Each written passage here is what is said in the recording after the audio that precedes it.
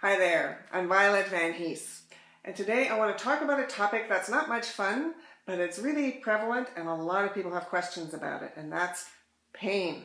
So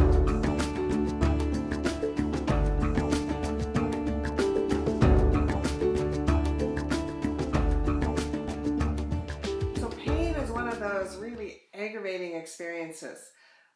Sometimes you have some idea of what it's related to, and other times you have no idea. And pain is actually something that's really interesting to understand. And I'm going to put the link to an excellent TED Talk by a pain researcher, internationally well-recognized pain researcher named Lorimer Mosely from Australia. And he did a TED Talk. The TED Talk actually starts a few minutes in, but it captures what's really important. And he explains how our bodies actually generate pain as an experience in order to have us pay attention to something that your body thinks is important to pay attention to.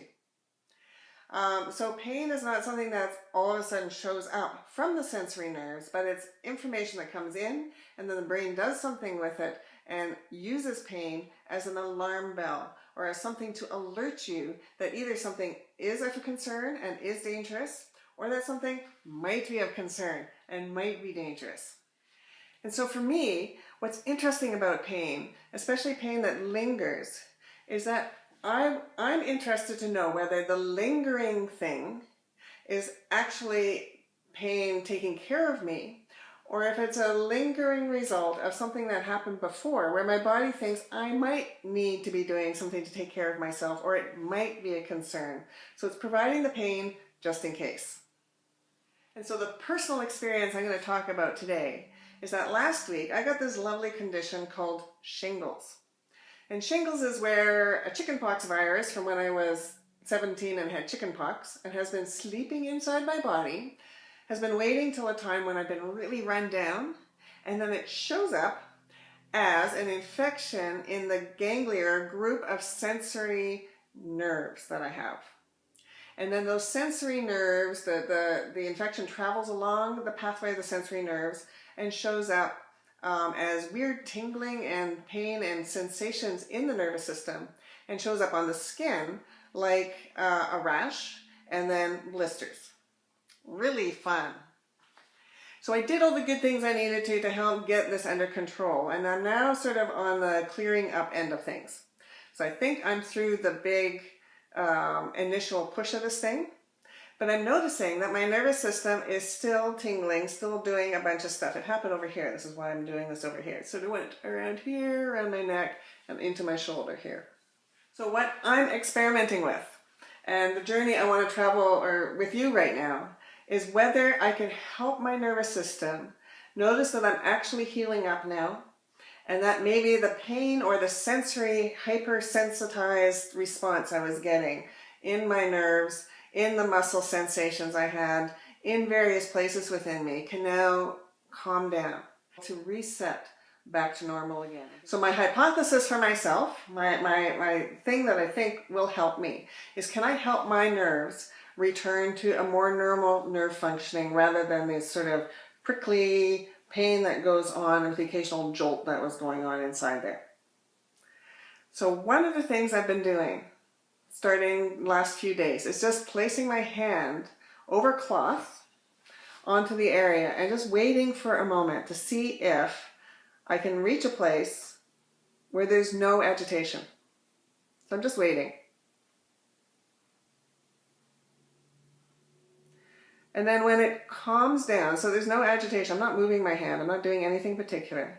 I'm just asking my body to notice, look, some sensory input, no agitation. It's okay. This feels safe. And I check, does this feel safe? My body goes, yeah. So I'm letting my body notice that I can actually have some sensory input and have it not be agitating. So I just wait and then I really notice it. So it's not just doing it, la la la la la. It's doing it and then noticing and asking my body, do I feel safe? Does this feel okay? And my body goes, yeah.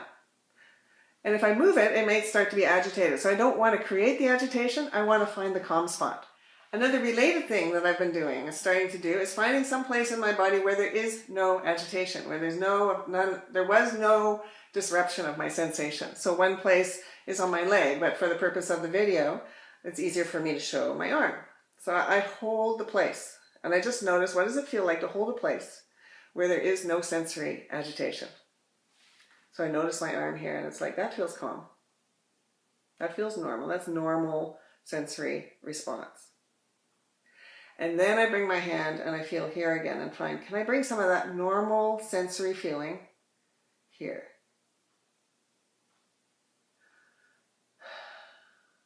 And it's interesting because I take a deep breath, and it's like my body goes, oh yeah. Often when something that feels okay shows up in the body, especially if it's been tense, if I've been tense, I'll get a deep breath. The same with animals. When I work at animals, often there's a deep breath when something feels okay. So I do that, and I might go back and forth 2 or 3 times and really get a sense of it, really feel it, and then bring that feeling here. So those are 2 things that I've been doing so far to bring a more normal experience back in, to help this part that's been agitated, really agitated, reset and see if it's okay to reset. Alrighty, so here's a quick update from when I last shot that video. So it actually took about 6 or 7 weeks for the symptoms of that tingling and the pain and the weirdness in the nervous system here, in the nerves, to actually really calm down and feel settled, feel like it was gone, feel like this area is pretty well back to normal now.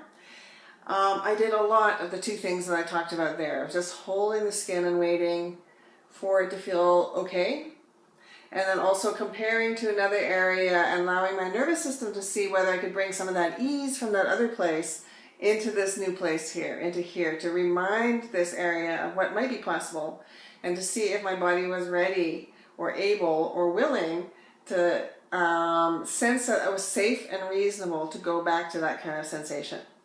And I think part of what was going on is the nerve gets damaged. In shingles, there is actual damage in the nerve, so that has to heal up a bit. You need some time for that. And then I needed time in my nervous system to rest and to really recharge my batteries, because part of shingles and part of the pain that I was having and part of the experience I was having was that I was hugely depleted in my energy systems, in my immune system, in the Chinese medicine. There's a couple of meridians, a couple of energy systems that are really low. So I needed to take the time to really take care of myself and to actually allow some rest and recovery to happen. So that was all part of my process. Lots of people that I drew on for help, and lots of paying attention to what my body was saying and offering my body the chance to see if it was okay to return to more comfort, more ease, and if that was a reasonable thing to do now. So I'm happy to say, for me, this worked, and it made a big difference. So thanks very much for listening. Thanks very much for your interest in this. If you have any questions, let me know, and I look forward to seeing you next time. Bye for now.